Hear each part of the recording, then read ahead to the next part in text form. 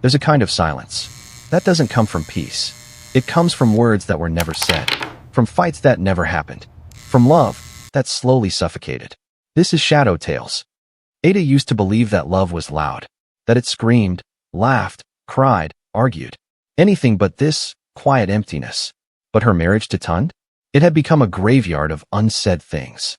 No fights, no shouting, no confrontation, just silence. And somehow that was worse. "Why don't you ever argue with me?" she asked one night, her voice trembling like a candle about to die. Tunde didn't look up from his phone. "I don't see the point." That answer broke something in her. Because arguments meant you still cared, still fought, still felt. But Tunde had stopped feeling. Weeks turned into months. Ada tried everything. She dressed up, cooked his favorite meals, laughed louder than usual. But it was like loving a ghost. He was there, but he wasn't there. Then came the late nights. The subtle perfume that wasn't hers. The quiet smiles at his phone. Ada knew. She didn't need proof. A woman always knows. Her heart begged her to confront him, to scream, to break something. But instead, she chose silence too. Because maybe, just maybe, if she didn't say it out loud, it wouldn't be real. But betrayal doesn't stay hidden forever. One night, she saw it. A message. "I wish you didn't have to go home" to her. Her chest tightened. Her fingers shook.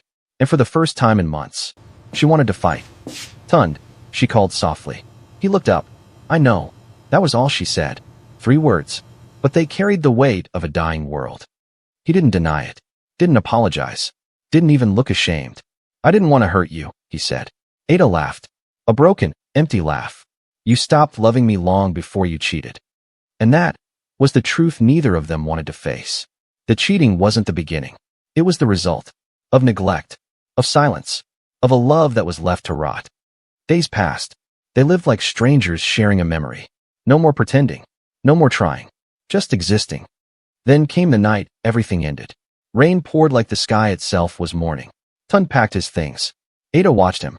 Didn't cry. Didn't beg. Because deep down, she had already lost him a long time ago. At the door, he paused. For a moment, it felt like he might say something. Something that could fix it all. But instead, he whispered, "I'm sorry," and walked away.